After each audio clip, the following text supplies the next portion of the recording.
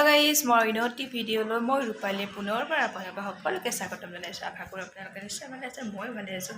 আজি বাৰু মই ক'লৈ যাওঁ কৰোঁ আপোনালোকক দেখাই আছোঁ, মানে ভিডিঅ'টো আপোনালোকে সম্পূৰ্ণকৈ চাই থাকিব বুলি আশা কৰিলোঁ। আৰু এইফালে আমাৰ মায়ে ৰেডি হৈছে, আমাৰ মাৰ ড্ৰেছ কিন্তু বেলেগ দেই।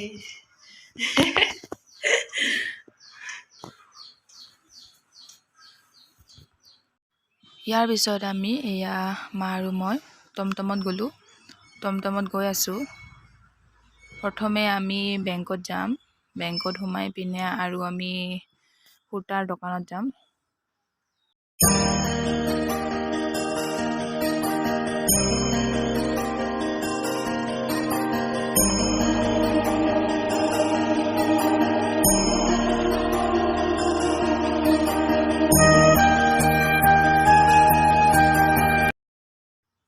এয়া আমি সূতাৰ দোকান পাই গ'লোঁ।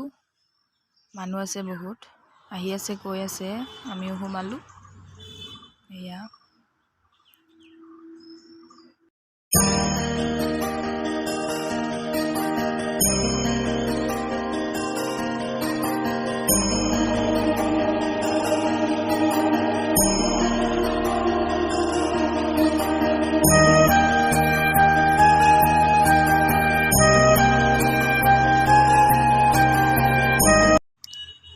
আৰু এইজনী হ'লোঁ মই, সেইজনী।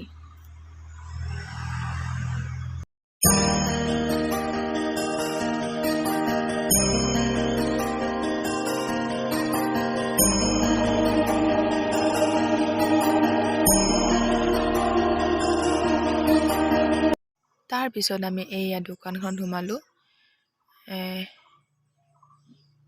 বাচন বৰ্তন কাঁহৰ। এয়া আমি আচলতে এয়া বাচন বৰ্তন কাঁহৰ বাচন বৰ্তন নিব অহা নাই, আমি নিব আহিছোঁ বাকচ। বাকচ নিব আহিছোঁ, আচলতে কিবা কিবি বস্তু বাহানি থ'বৰ কাৰণে এটা বাকচ নিব আহিলোঁ। এয়া মায়ে চাই আছে বাকচ, কিবা কিবি বস্তু বাহানি সোমাই থ'বৰ কাৰণে অসুবিধা হৈ আছে ইয়াতে, মানে কিবা কিবি থ'বৰ কাৰণে এয়া নিব আহিলোঁ। এইটো লৈ ল'লোঁ আমি। ইয়াৰ পিছত আমি ৰাস্তাৰ সন্মুখতে ইমান ধুনীয়াকৈ ফুলবোৰ উলিয়াই থৈছে, সেয়েহে ওচৰ চাপি গৈ চালোঁ। ইমান ধুনীয়া লাগিছে, ফুলবোৰ দেখিলে মানে মনটো কিবা ভাল লাগি যায়, সেয়েহে ৰ'বই নোৱাৰোঁ, ওচৰ গৈ পিনে চালোঁ। সেয়া ধুনীয়া লাগিছে।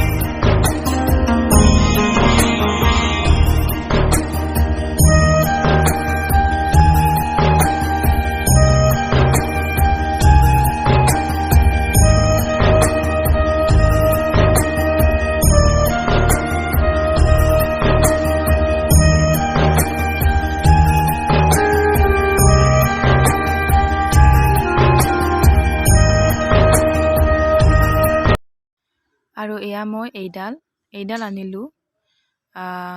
এই ফুলপাহৰ নাম এজলীয়া নে কিবা কৈছিল, মই পাহৰিলোঁ। যোনে চিনি পায় কমেণ্ট কৰি জনাবচোন, এই ফুলপাহৰ নাম কি। প্ৰায় দেখিবলৈ জবা ফুলপাহৰ দৰে অলপ ছেম হয়। ইয়াৰ প্ৰাইচটো হ'ল 100 টকা। 100 টকা লৈছে এই ফুলডাল। এয়া অলপ ছেম হয়, জবা ফুলপাহৰ দৰে। বৰ মৰম লগা, ধুনীয়া মৰম লাগিছে দেখি পিনে।